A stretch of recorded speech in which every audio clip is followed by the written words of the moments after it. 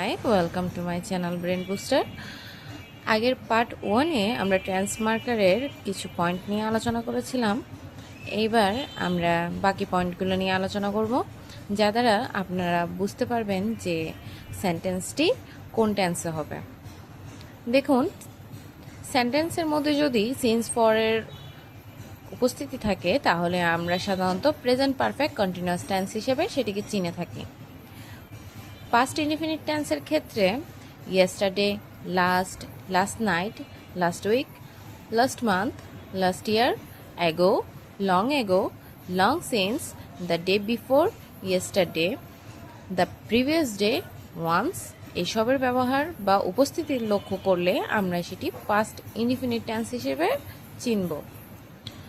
At that time আর at that moment এই দুটির উপস্থিতি থাকলে আমরা সেটিকে ফার্স্ট কন্টিনিউয়াস হিসেবে চিনে থাকব।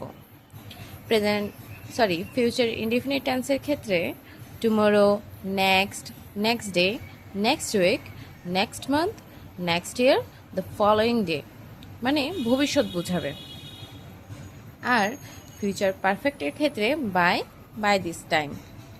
Thank you for watching. Subscribe my channel. Press the bell icon. Ta-da!